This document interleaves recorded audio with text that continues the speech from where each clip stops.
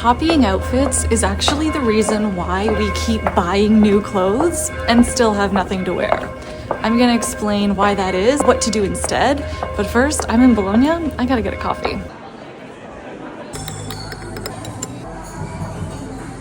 When we try to copy a look because it looks amazing on someone else, we start thinking, I need those pieces in order to have this look. But ultimately, a good outfit comes down to three things: the feeling, the shape, and the styling.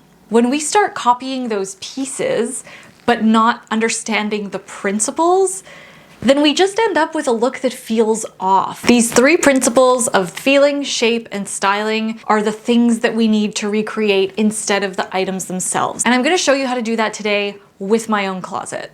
Okay, future Alyssa here, now that I've had my coffee. If you would wanna see this done with different body types, different closets and styles, and how I would actually style someone live in real time, with their own proportions and silhouettes and things like that, grab a ticket to my next live workshop. We're also going to be talking about everything I'm seeing in Italy.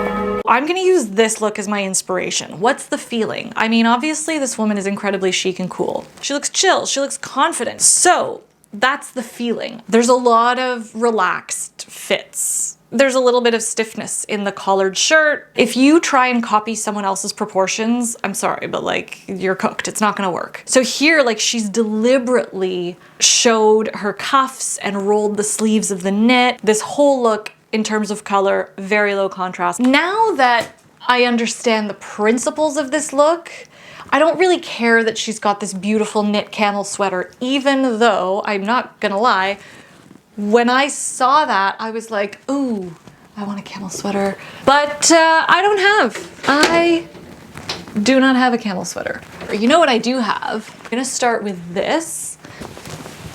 For sure I know I wanna use these. Same silhouette-ish. They're a little bit wider, a little bit more relaxed than hers, and the inseam is longer. Mine are gonna pool more around my foot. Okay, the sweater, ooh, I have this.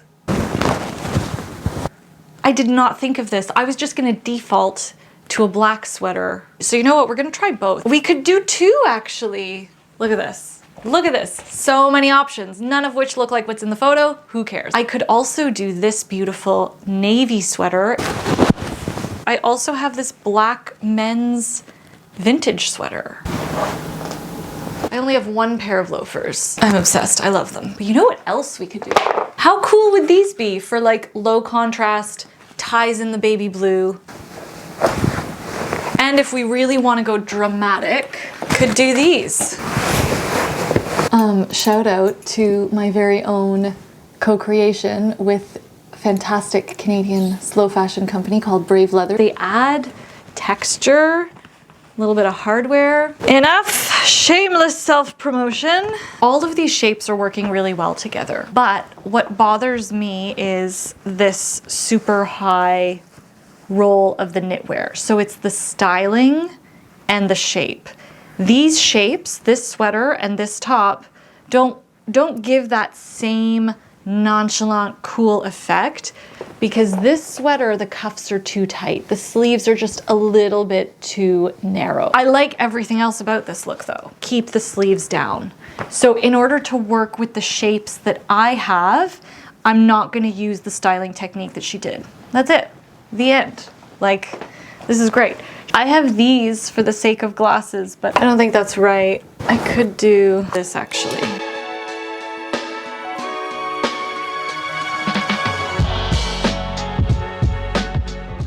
Already I think I'm liking this a little bit more. This is very cool. It's a higher contrast. Even in the shoe, there's a higher contrast. All of these pieces would have been so sad being separated from each other in my closet when they could have like a party on my body. These sleeves feel a little less weird. because there's more volume here. Do I care that the brown of my belt and the brown of my shoes do not match? No, absolutely not. Just to give all of the perfectionists some serious anxiety, let's add another brown in there. I'm not gonna lie. The brown of this belt and the brown of this purse is kind of bothering me just a little, okay? This is better. This is a blue, navy blue, okay? Now we're just in the blue stories. I don't think you need a matching bag to the color palette. This could easily be a different neutral. It could even be a pop of color if you want. How fun would that be?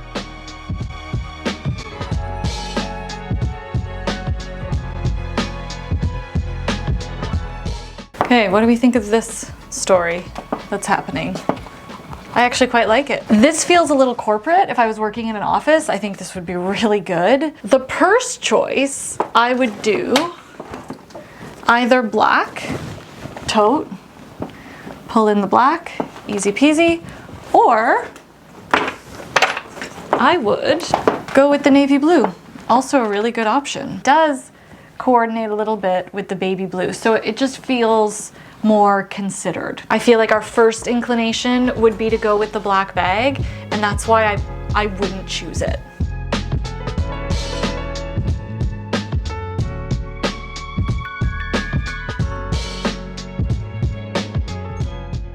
This is such a testament to the fact that we cannot shop our way to good style. It comes from playing with your clothes.